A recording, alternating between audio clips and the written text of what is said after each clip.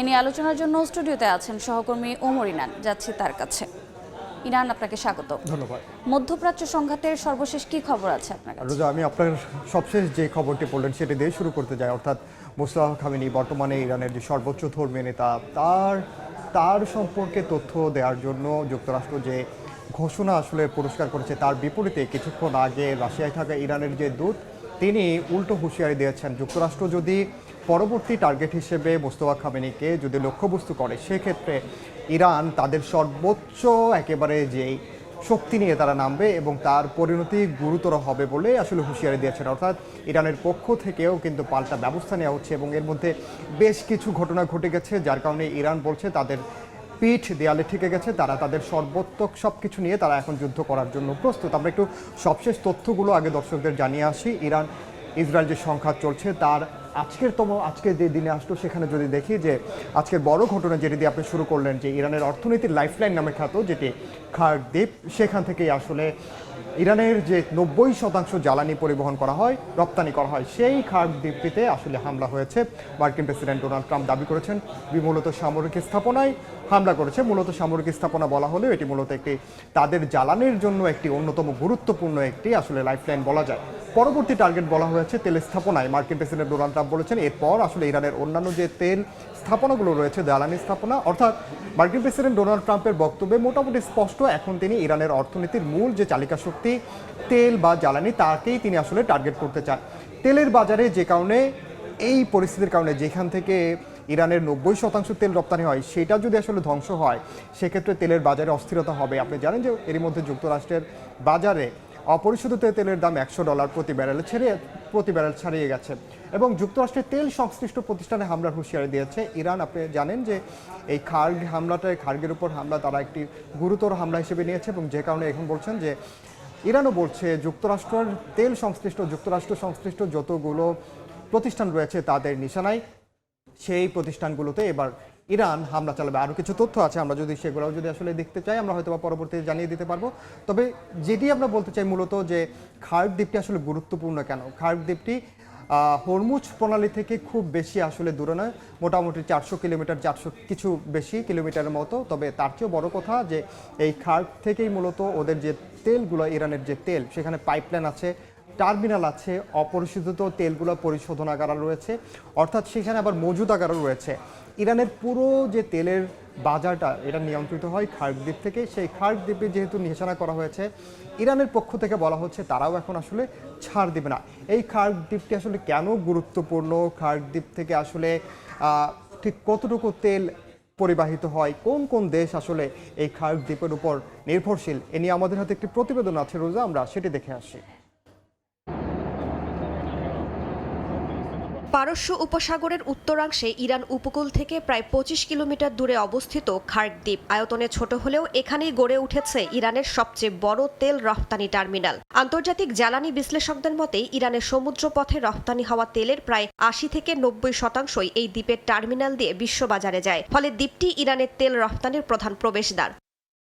খার্ক দ্বীপে রয়েছে বিশাল তেল সংরক্ষণ ট্যাঙ্ক, পাইপলাইন নেটওয়ার্ক এবং গভীর সমুদ্র ঘেঁষা লোডিং টার্মিনাল। ইরানের বড় বড় অফশোর তেল ক্ষেত্র থেকে পাইপলাইনের মাধ্যমে তেল এনে এখানে জমা করা হয়। এরপর সেখান থেকেই এশিয়া, ইউরোপ ও অন্যান্য বাজারে পাঠানো হয় ইরানি ক্রুড অয়েল।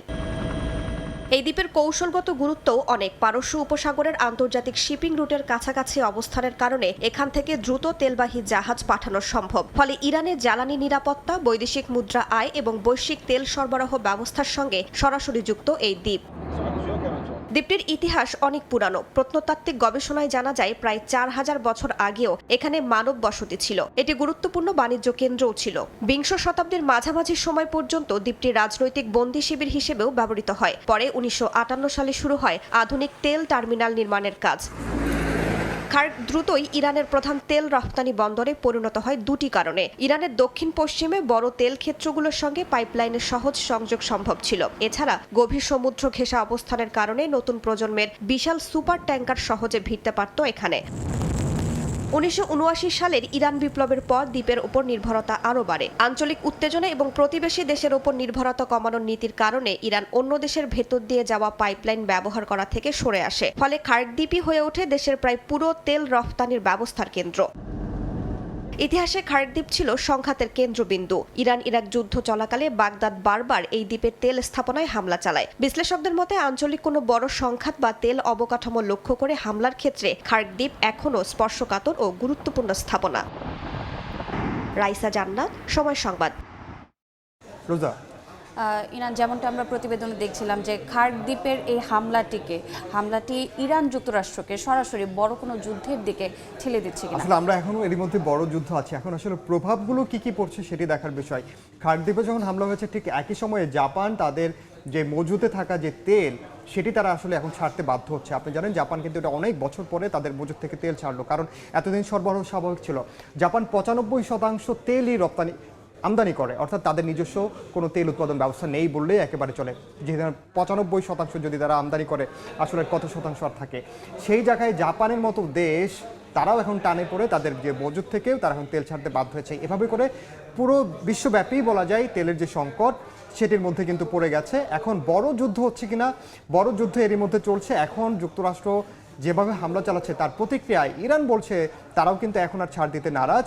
তারা এখন সংযুক্ত আরব আমিরাত থেকে শুরু করে পারস্য উপসাগরীয় দেশগুলো যেগুলো রয়েছে, যেখানে মার্কিন ঘাঁটি রয়েছে, মার্কিন স্থাপনা রয়েছে, সেই স্থাপনাগুলোতে আগে প্রাথমিকভাবে তারা লক্ষ্যবস্তু করছে। এবং সেই অংশ হিসেবে তারা বলেছে, সবশেষ তারা যেটি বলেছে যে সংযুক্ত আরব আমিরাতে যেসব জায়গায় যুক্তরাষ্ট্রের ঘাঁটি রয়েছে, এমনকি আর্মেনিয়াম সেনা যারা রয়েছে, আর্মেনিয়ার সেনা, তাদের সেই লক্ষ্যবস্তুগুলো এখন বৈধ লক্ষ্যবস্তুতে পরিণত হয়েছে এই খার্ক দ্বীপে হামলার পর।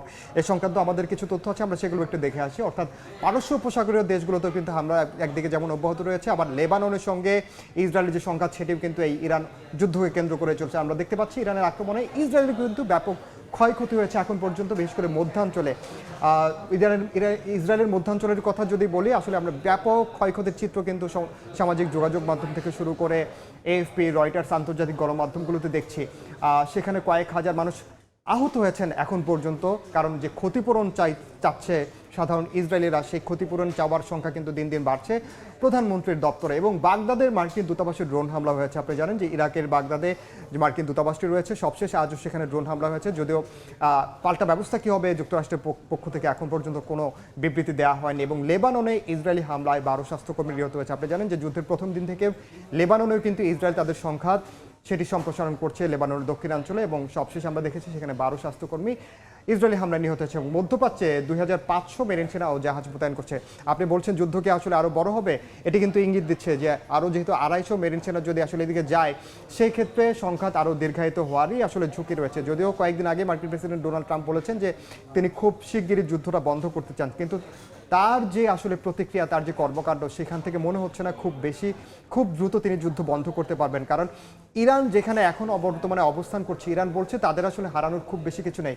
তারা যুক্তরাষ্ট্রকে একটি উচিত শিক্ষা দিতে চায়। আপনি জানেন যে দুদিন আগেই ইরানের প্রেসিডেন্ট মাসুদ পেজেশকিয়ান ইরানকে কিন্তু যুক্তরাষ্ট্র এবং ইসরায়েলকে 3টি শর্ত দিয়েছে, বলেছে তারা এই শর্তগুলো পূরণ করলেই কেবল আসলে এই যুদ্ধ থামাতে আলোচনায় যেতে পারে। তার আগে কিন্তু তারা আসলে এই সংঘাত আর বন্ধ করতে চায় না, কারণ এখন ইরানই আসলে সিদ্ধান্ত নেবে তারা এই সংঘাতটি কিভাবে বন্ধ করতে চায় এবং আদৌ সংঘাতটি বন্ধ করতে চায় কিনা। তবে এর মধ্যে সবচেয়ে উদ্বেগের যে বিষয়টি সেটি হচ্ছে যে আমরা অনেক দিন দেখেছি মধ্যপ্রাচ্য সংঘাত যতদিন আসলে থাকে সেটির কিন্তু গুরুতর প্রভাব পড়ে। এখন পর্যন্ত কোনো দেশ এই সংঘাত বন্ধে তেমন কোনো আসলে উদ্যোগ নেয়নি যে সংঘাতে লিপ্ত দেশগুলোর সঙ্গে আসলে আলোচনায় বসবে। একমাত্র রাশিয়াকে দেখেছি, যখন রুশ প্রেসিডেন্ট ভ্লাদিমির পুতিন এবং ট্রাম্প যখন ফোন আলাপ করেছিলেন, সেখানে পুতিনকে বলতে শুনেছি আমরা যে আসলে সংঘাত বন্ধের জন্য ট্রাম্পকে তিনি অনুরোধ করেছেন এবং প্রয়োজনীয় পদক্ষেপ নিতে বলেছেন। কিন্তু মধ্যপ্রাচ্যের যে দেশগুলো যারা সংঘাতে ওতপ্রোতভাবে জড়িয়ে, তারা কিন্তু এখন পর্যন্ত ডোনাল্ড ট্রাম্পকে কিংবা আন্তর্জাতিক যে সংস্থাগুলো রয়েছে, আমি যদি বলি জাতিসংঘের মতো সংস্থাগুলো,